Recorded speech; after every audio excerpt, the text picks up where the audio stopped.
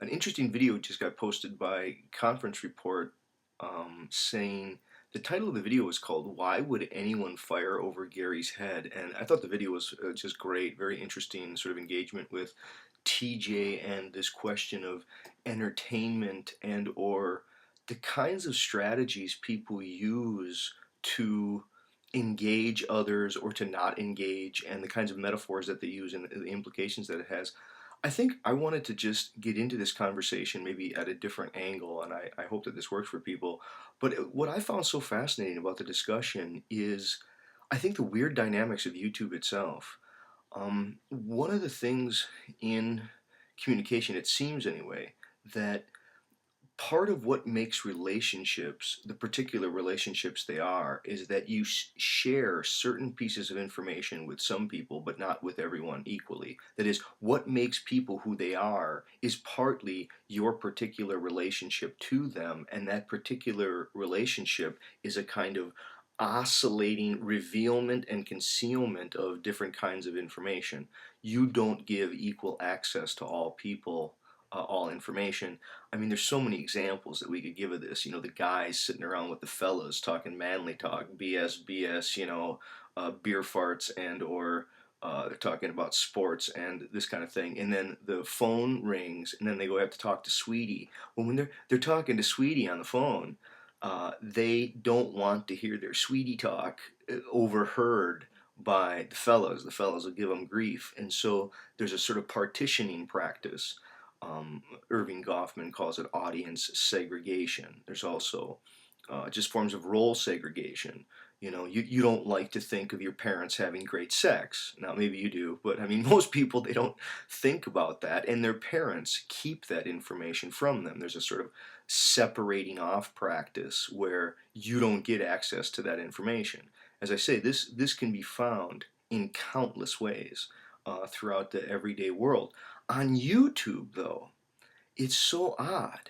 Now, I noticed it a couple times in Fred's video. Like, just for example, I mean, to talk about Gary, as I'm doing it right now, I'm just going to talk about Gary as if he were a thing in the world where you and I, whoever you are as a listener, I'm sort of giving this feigned intimacy with you. Yeah, you know who you are, you, the person I'm talking to. Um, this it creates an immediacy, but then Gary becomes like a piece of furniture in the world that we're talking about. It's really kind of odd, and I wonder like what impact that has. I mean, I'm more fascinated in it. I don't mean in any way to be picking on it. I think there's something sort of inevitable about the weird dynamics of YouTube when you make reference to another person. See, Goffman, he has this concept called treatment of the absent, and he says that one of the main ways that two people can confirm their unique relationship to each other is by their talk about an absent third person.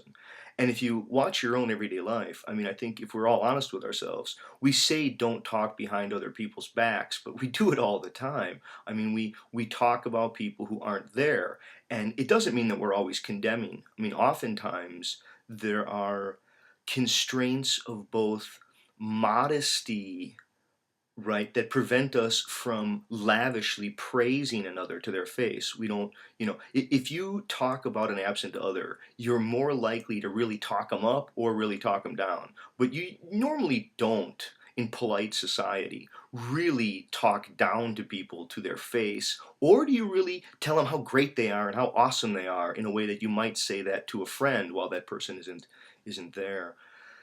And so this dynamic, right? I mean, I guess I'm really interested in what kind of a dynamic this creates on YouTube as we try to talk about people, knowing that those people actually could be listening to those videos. Now, what does that mean? Like I noticed even, in Fred's video, there was a moment where, and Fred, hopefully you're watching this, right? Where Fred said, he sort of turned to the camera and went, TJ, hopefully if you're watching this. And there is an interweaving between a face-to-face, person-to-person, this is a message to some particular other, and I'm confirming a particular relationship to that other with this message.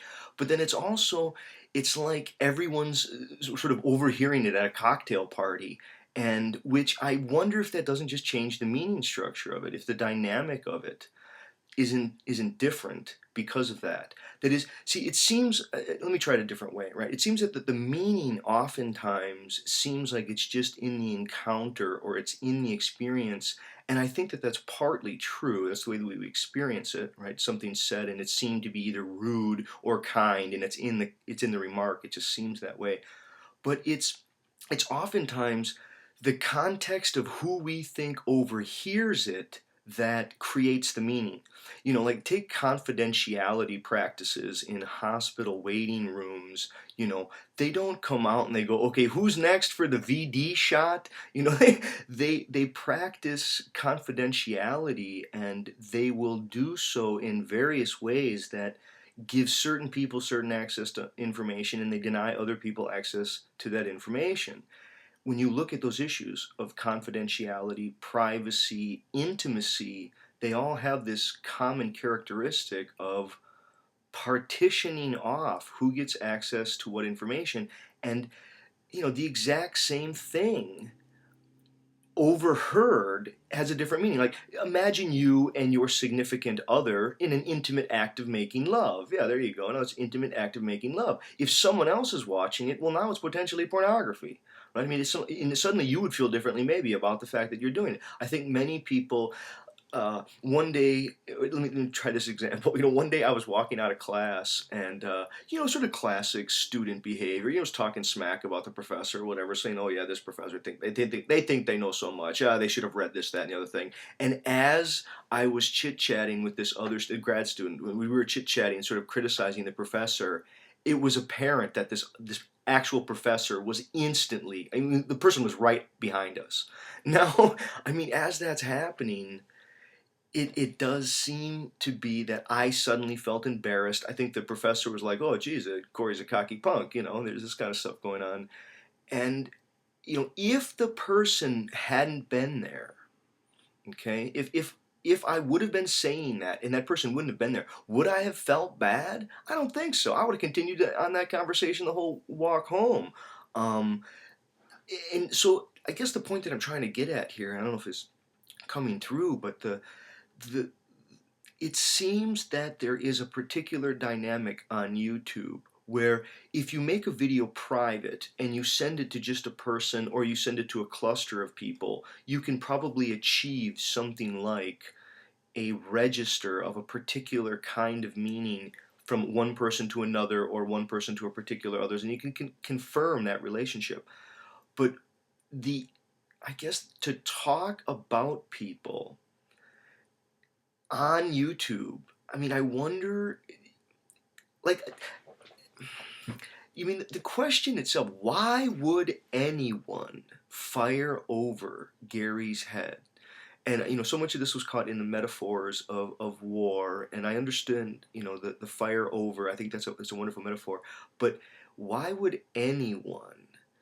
See, anyone is sort of the interesting word there. I guess YouTube is it's a collective anyone. You don't get to be a someone in particular. Or if you are a someone in particular, I think that's right, your who you are in particular, it has to be managed in terms of an interchangeability with other people. See, there's something that's very odd that I think happens when all people get equal access to the information, and including when part of that information is talk about absent third parties who actually aren't absent. And this sort of timelessness of a cocktail party that is one at a time, but everyone else is attending at a different time and they get the cross section of it.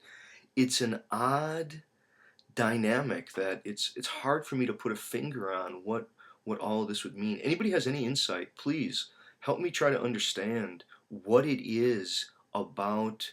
It's not simply anonymity and it's not privacy, but it's not intimacy. You can't really confirm a particular relationship, or I mean, I guess you can. And I think has to do with this dynamic of entertainment. I think the more we think about this issue of entertainment and the rallying, the collectivist hiving around the point that needs to be focused on as we're entertained, I think this is part of why YouTube is making that dynamic. Okay, so those are some thoughts. Great video, Fred. Thanks. Okay, bye.